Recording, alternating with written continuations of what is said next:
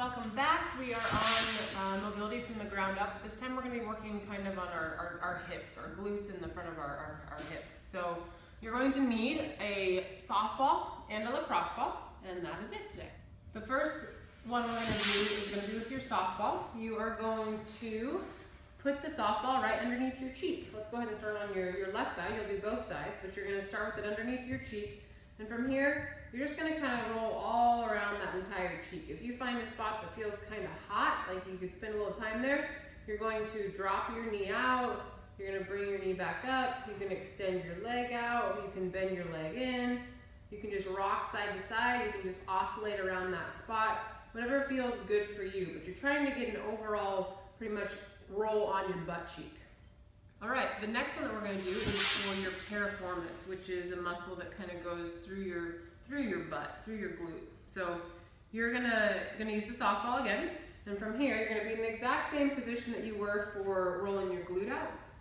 But from here, you're going to cross the same side that you're on. You're going to cross that ankle over on your opposite knee. And now from here, all you're going to do is going to rock your hips to the side, so you'll feel that ball on the outside of your glute.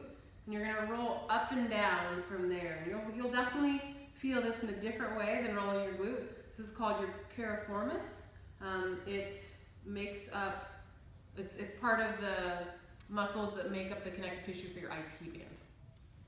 For the next one, you're going to use your lacrosse ball or a ball of similar size, and we're going to get into what is called our TFL. And that's the muscle just kind of right here on the side of your hip. So you have your hip bone right here, right in the middle.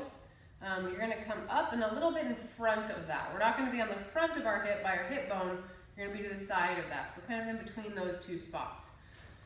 And this one, you'll know it when you get there. Let's just put it that way. But you are going to lay on your side. You're going to put that ball, that lacrosse ball, right on your side.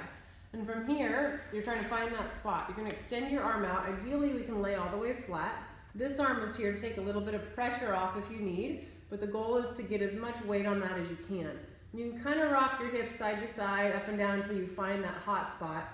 And our goal from here, usually for most people, this is pretty tight from all the sitting that we do. So our goal from here is to just take some breaths and relax and think about your hip kind of enveloping the ball, trying to just relax over the ball. After you've held that for about a minute, from here, you're going to bring your opposite leg up in front, so you have enough room to bring the leg that's being mobilized through. So from here, in the same position, you're going to bend your knee up like you're doing a squat. Basically, this leg is in the position of a squat, and then you're going to extend back out. And your goal is to get that knee up towards the chest, and then extend back out. And you're going to floss through that maybe 10 times. As you do that, you might roll off the ball a little bit, so make sure that you readjust and get back on that hot spot. The final one for our hip that we're going to do is going to be with the softball again, and we're now going to move to the front of our hip. We're going to work that anterior hip, so kind of our hip flexors. When you're sitting here, if you're tight like I am, you may not be able to fully extend your hips without having to aggressively kind of squeeze those glutes. That is not ideal. We want to be able to have this hip open. You'll see when our hip flexors get tight, like mine are, it puts you in a little bit of extension, right? When these muscles shorten, it's going to put you in extension. That affects our back, that affects our psoas, it just affects our hips, it affects our knees, it affects how we feel. So we want to try to open that up. So the couch stretch, which we did in the anterior hip, is a great one for that. You also can use this ball to grind through that. So you're going to lay on your stomach, and you're going to put that ball right in the front of your hip.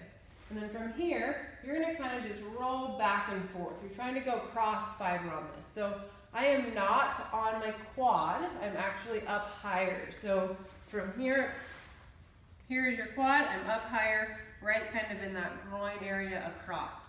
Now you have some lymph nodes in here. If you're noticing pain that doesn't feel good, get off of it. We want to be on top of that hip flexor, that connective tissue right there. So again, laying here.